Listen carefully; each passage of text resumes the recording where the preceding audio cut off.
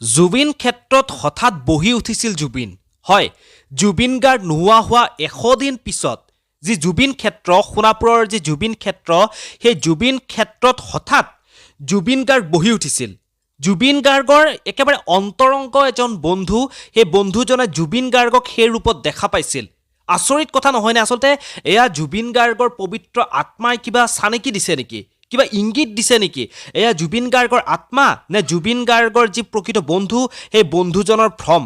আপোনালোকক সকলো কথা মই জনাম। আচলতে বহুতেই এই কথাখিনি কোৱাৰ পিছত হয়তো বিশ্বাসত নল'ব পাৰে, হয়তো বিশ্বাস কৰিবলৈ অলপ টান, কিন্তু যদিও বিশ্বাস কৰিবলৈ টান, কিন্তু এয়া প্ৰকৃত সত্য কথা যে জুবিন ক্ষেত্ৰত জুবিন গাৰ্গে দেখা দিছিল। জুবিন ক্ষেত্ৰত আকৌ সেই শোৱা ঠাইৰ পৰা জুবিন গাৰ্গ উঠি বহিছিল।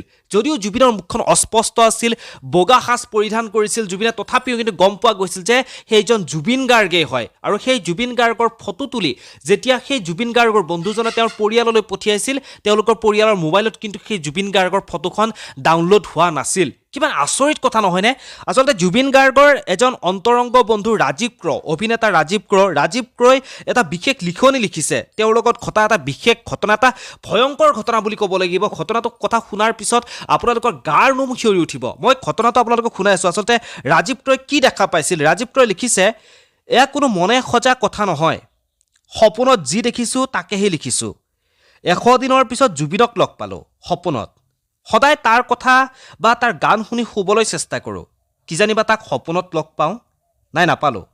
কালি ৰাতি তাৰ কথা একো নভবাকৈ শুই গৈছিলোঁ, কাৰণ দিনটো কাম কৰাৰ বাবে ভাগৰি গৈছিলোঁ। সপোনত মই জুবিনক শ্মশানলৈ নিবলৈ যো-জা চলোৱা দেখিছোঁ। চাৰিওফালে কান্দোনৰ ৰোল। হঠাৎ জুবিন উঠি বহিছিল। বগা কাপোৰ পিন্ধা, মুখখন খেতা পৰি আছিল, কিন্তু স্পষ্টকৈ মুখখন দেখা পোৱা নাছিলোঁ। মই কোনোবা মৰা মানুহক সপোনত দেখিলে মুখখন স্পষ্টকৈ দেখা নাপাওঁ। তেতিয়া মই তাক আচৰিত সুধিছোঁ, জুবিন তই? তেতিয়া সি মোলৈ চাই মিচিকে হাঁহি মাৰি কৈছে, মই মৰা বুলি ভাবিছিলি নেকি? জুবিন ইমান সহজতে মৰিব বুলি ভাবিছ নেকি? মই অলপ বেলেগ মাল। সি উঠি যোৱা দেখি চাৰিওফালে হুলস্থুল। তাত কাকো স্পষ্টকৈ দেখা পোৱা নাছিলোঁ। মই কেৱল জয়ন্ত কাকতিক অলপ দেখা পাইছিলোঁ। মই জুবিনৰ ফটো তুলি ঘৰলৈ পঠিয়াই দিছিলোঁ, কিন্তু ঘৰত মোৰ মানুহজনী আৰু ছোৱালী দুজনীয়ে ফটোখন পোৱা নাছিল। মই বাৰে বাৰে পঠিয়াই দিওঁ, কিন্তু কোনোবাৰেই ঘৰৰ মানুহৰ মোবাইলত ফটোখন ডাউনলোড হোৱা নাছিল। তাৰ পিছত মই তাৰ গাত চুই চাইছিলোঁ, খুব চেঁচা পৰি আছিল। সি একো কোৱা নাছিল, কেৱল মোৰ মুখলৈ চাই মিচিকে হাঁহি আছিল। তাৰপিছত মানুহবোৰে তাক কান্ধত উঠাই হাঁহি ফূৰ্তিৰে জয় জুবিন দা বুলি কৈ সমদল কৰি লৈ গৈছিল। কিমান আচৰিত কথা নহয়নে? ৰাজীৱ ক্ৰ, জুবিন গাৰ্গৰ এজন বন্ধু অভিনেতা ৰাজীৱ ক্ৰ, এই ৰাজীৱ ক্ৰই এই লিখনিটো লিখিছে।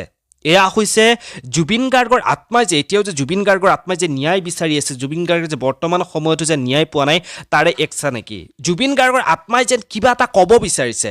সেই কথাখিনিয়ে ৰাজীৱ ক্ৰৰ এই লিখনিটোৰ পৰা কিন্তু ওলাই পৰিছে। সঁচাকৈ শুনিলে আচৰিত হোৱা, অতি গাৰ নোম শিহৰি যোৱা ঘটনা। জুবিন গাৰ্গৰ আত্মা এতিয়াও যে অসমবাসীৰ লগত যিকোনো প্ৰকাৰে যে আছে, তাৰেই এক কিন্তু এয়াই প্ৰমাণ।